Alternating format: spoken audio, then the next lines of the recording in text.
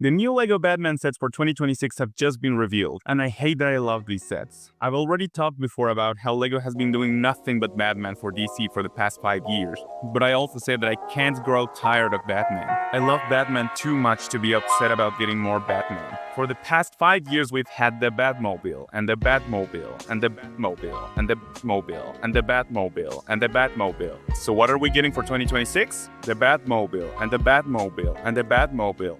That's why I'm so upset, because as much as I'm frustrated by this, I can't bring myself to hate this set. I love Batman too much to even pretend I don't like this. So we have the Batman v Superman Batmobile, which, yeah, I don't like that movie at all, but I do think that's the best looking Batman we're ever gonna get. And that's kind of how I feel about the Snyderverse in general. The movies were trash, but they looked so good that they made really good looking Lego set. And apparently this shoulder piece is new for Batman, and I honestly didn't realize. It looks pretty similar to other shoulder pieces that we've gotten before. Then we have a beautiful Batman and Robin Batmobile with an amazing new Batman suit design, which looks fantastic.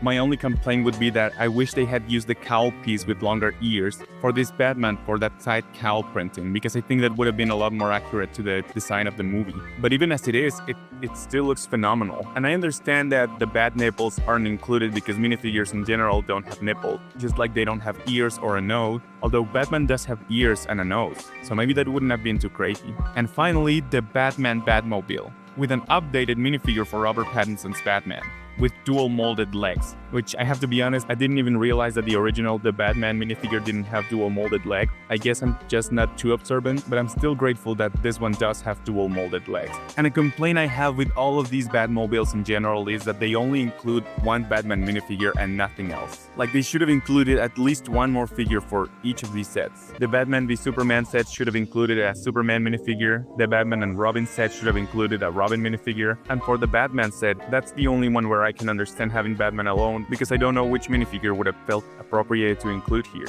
And lastly, we have a set that I'm particularly not too interested in, which is the Batman logo. Like, it looks nice, but it's not my cup of tea. I'm not a fan of this logo set. That's not something that I would particularly buy for this or any other theme. It does include a golden Batman, but even that is something I'm not losing my mind over. But this set does help me illustrate my point that I made in a previous video about how in the Arkham Asylum set box art, there are references to other DC heroes, when they could have just chosen to only reference Batman characters like the logo. There's a Batarang, the Bat grappling hook, Catwoman whip, Harley Quinn's hammer, Penguin top hat and umbrella, and this, which I think is the Riddler's hat. So they could have absolutely chosen to do only Batman references in that Arkham Asylum box art, but they deliberately chose to reference other DC heroes, which gives me hope that we will see more than just Batman for the rest of 2026. Like I said, I'm not tired of Batman. I can never be tired of Batman, but I do miss everybody else. I need to see them again. I've already made 2 videos saying how DC has been racing from the grave, and it has even outperformed Marvel, LEGO's favorite child. So if LEGO is smart, which I am inclined to believe they are, we will see more than only Batman for DC for 2026. And I guess the Batman v Superman set is technically a Superman set without an ounce of Superman in it.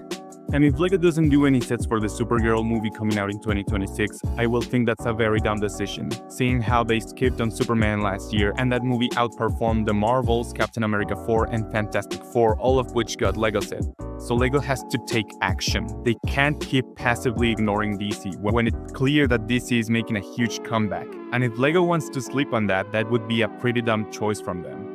I'll be keeping an eye out for any news regarding any LEGO DC activity besides just Batman. And I'll see you later.